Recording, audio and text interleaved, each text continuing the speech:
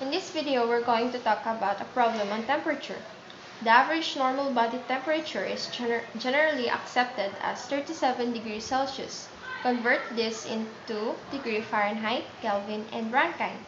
For the first one, to convert degree Celsius to degree Fahrenheit, we have the formula temperature in degrees Celsius multiplied by 9/5 plus 32 will give us the temperature in degree Fahrenheit.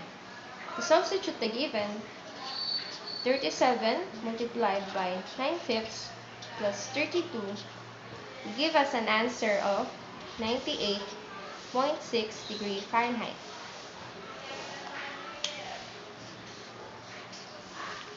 For the next one, the Kelvin. To convert degrees Celsius into Kelvin, we only have to add 273.15 to the temperature in degrees Celsius. To substitute the given, this will give us 310.15 Kelvin.